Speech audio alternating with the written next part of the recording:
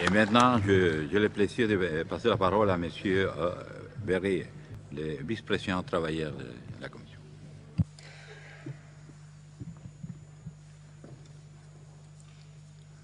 Monsieur le Président, Monsieur le Directeur général, Mesdames et Messieurs, Monsieur David Garner, qui a été le président de nos travaux, Monsieur Ed Potter, vice-président des employeurs, je souhaite aussi, et pour ne pas répéter ce que vient de dire Monsieur Ed Potter à propos de tous les membres du bureau, du secrétariat, de Madame Beate Andrés, qui ont énormément travaillé, et je tiens à dire qu'ils n'ont pas guidé nos travaux, mais qu'ils ont été guidés par nos débats et qu'ils ont su ouvrir les voies qui permettaient le succès et éviter les voies sans issue. Alors, à ce sujet, je peux dire que le groupe des travailleurs soutient pleinement l'amendement proposé par le groupe des employeurs, saluant les travaux du secrétariat du bureau. Mesdames et messieurs, aujourd'hui, des hommes, des femmes, des enfants sont contraints de servir ce qu'il faut bien appeler leur maître. Soumis à de durs travaux, leurs passeports sont confisqués. Ils sont tenus par la dette due à des trafiquants de main-d'œuvre. Menacés, violentés, parfois agressés sexuellement, ils ont peur et n'ont souvent aucun recours possible. Sans permis de travail, ils peuvent se voir accusés de séjours irréguliers, se trouver sans ressources et sans domicile. Ils ne peuvent s'enfuir. Aucune région du monde n'est épargnée. Pourtant, depuis 1930, la Convention 29 appelle à la suppression du travail forcé. Et son rapporteur, M. Vermont, représentant du gouvernement britannique, affirmait, je le cite, « La Convention vise la suppression complète du travail forcé au bénéfice de particuliers ou d'entreprises privées et l'engagement de tous les États membres de supprimer cette forme de travail le plus tôt possible. » Fin de citation. La Convention 29 est parmi les plus ratifiées.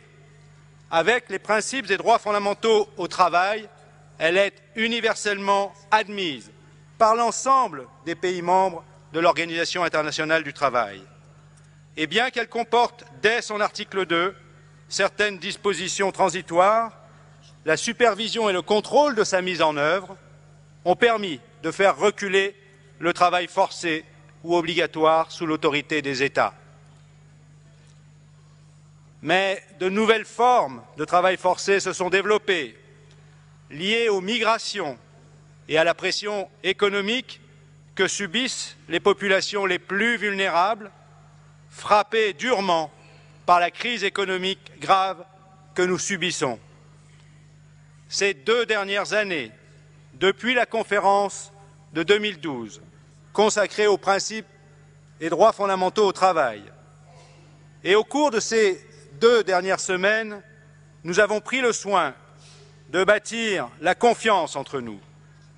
Je tiens à saluer l'engagement des représentants des gouvernements, des employeurs et bien sûr mes camarades travailleurs. Les membres de la Commission le savent. Le rapport de nos travaux le décrit. Chaque article, chaque mot a été étudié et pesé afin de s'assurer de sa pertinence. Le protocole appelle les pays membres de l'OIT à s'engager universellement à donner effet systématiquement et continuellement à la Convention 29 par la prévention, la protection, la réparation et l'indemnisation des victimes. La recommandation en décline les mesures concrètes. Nous avons mis l'accent sur l'effectivité et l'efficacité. Ainsi, la recommandation invite les membres à prendre, outre les mesures qu'elle indique, celles qui, tenant compte de leur situation, seront les plus efficaces.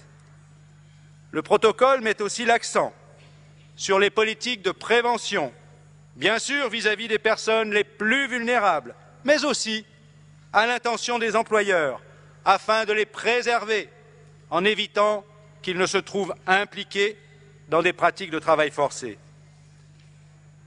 Il invite aussi à s'assurer de pourchasser et de combattre l'ignominie de la traite des personnes à des fins de travail forcé. En adoptant ce protocole, nous donnerons un signal politique de haut niveau de notre engagement à nous débarrasser vite de ce fléau. Nous montrerons la capacité de l'OIT de moderniser et d'adapter aux réalités ses instruments et modes d'action sur l'une de ses conventions les plus symboliques.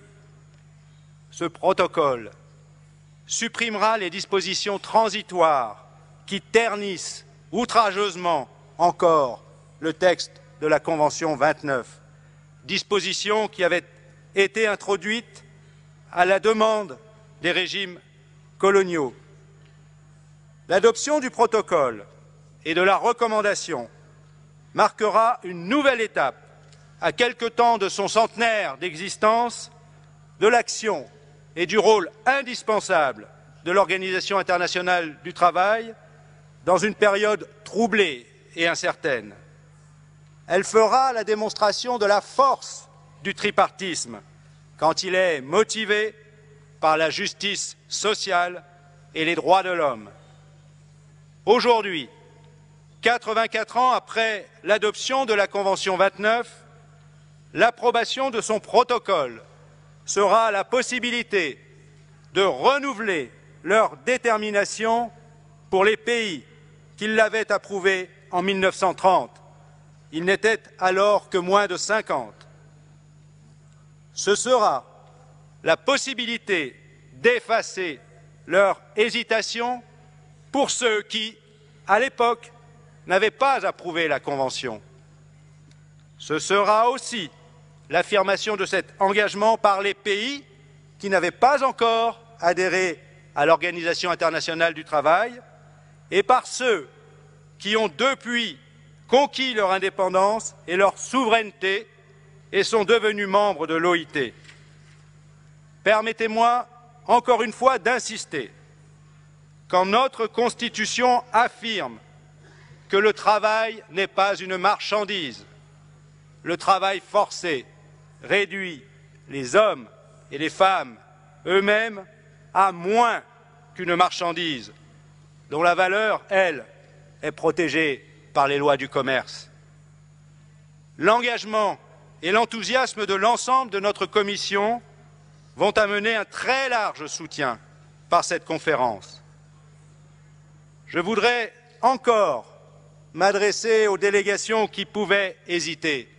Ne restez pas en marge de cette décision qui va être prise. Ne restez pas à l'écart de ce qui sera considéré par la génération qui vient comme ayant contribué à la débarrasser de ce fléau. La communauté internationale consciente et engagée pour le respect des droits de l'homme observe avec attention nos travaux. Mais les 21 millions de femmes, d'enfants, d'hommes qui subissent cette ignominie, eux, sont maintenus dans l'ignorance de leur droit à l'émancipation et à la justice sociale. C'est à ceux-là que nous devons dire demain matin, nous nous obligeons à vouloir vous libérer de l'oppression infâme, nous allons vous libérer. Le groupe des travailleurs vous demande d'approuver le rapport de nos travaux. Le groupe des travailleurs vous demande, et je souhaite que cet appel soit entendu, soit relayé au-delà de ces bancs auprès de toutes nos délégations. Le groupe des travailleurs vous demande de voter demain, toutes et tous, pour l'adoption du protocole et de la recommandation relatif à la Convention 29 pour la suppression du travail forcé, car demain sera un grand moment de l'histoire de la communauté humaine. Nous ajouterons le jalon manquant pour libérer l'humanité du travail forcé, et ce sera un grand moment pour l'Organisation internationale du travail, engagée pour la promotion et la réalisation effective des droits de l'homme. Merci.